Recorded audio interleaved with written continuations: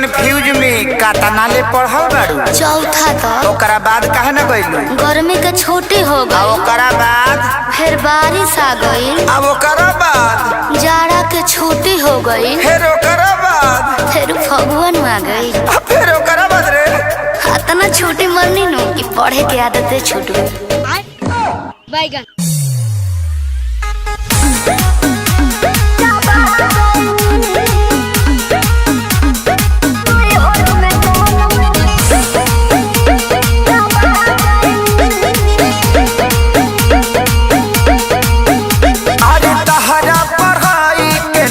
कोनो जोड़ हो, बोले लू तो इंग्लिश के तूर दे लू गोड़ हो। मैं तो बताई मैं नहीं हूँ हाई-फाई। अरे तहरा पढ़ाई के नइखे कोनो जोड़ हो, बोले लू तो इंग्लिश के तूर दे लू गोड़ हो। का चाहतानी जी? ऐसन भाषा से हम पगला गईनी।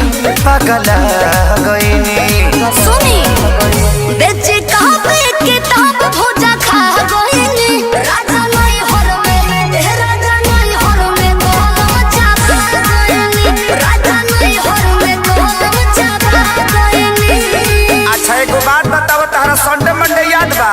हाँ जी। तो सुनाओ तो। Sunday good, Monday very good, कंडे लवंडे ठंडे ठंडे। संतोष पागल बुझले बाड़ू, मारम बहु फेंक देबू।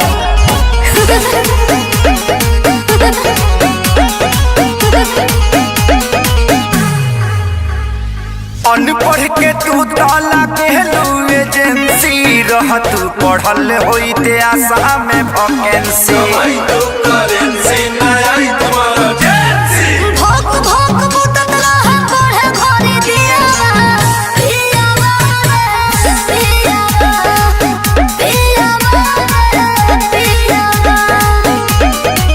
तो गलती भइल तो से शादी करके का कोइनी ई का कोइनी। बेचे कापी किताब भोजा खा गईनी। राजा नहीं हर में राजा नहीं हर में गोलम चापा गईनी।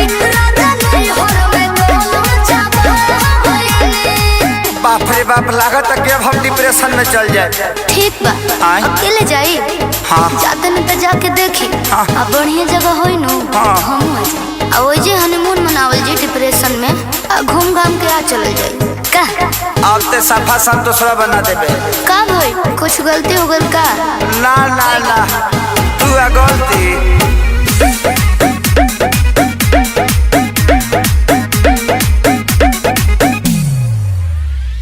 चढ़ली जवानी तहर पूरा बझोल हो, खत्म इतिहास पूरा गोल बाबू गोल हो।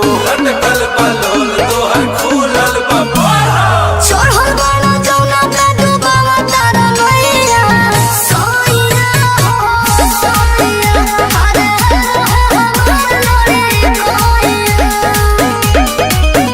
कहे अखिलेश के सारी हम खा गईनी हो, खा गईनी। बेचे कापी किताब भोजा खा गईनी। राजा नहीं हर में राजा नहीं हर में गोलम चापा गईनी। राजा नहीं हर में गोलम चापा गईनी। लास्ट में तरह से को सवाल पूछी ना जी। ई बताओ कि लिंग क तरह के होला? 3 तरह के। कौन कौन? स्त्रीलिंग, यस, पुल्लिंग, बिल्कुल यस। अडरलिंग। हाँ, अब बुझा गल दुर्गेश नहीं बना देवे ते हमके। पूछी पूछी।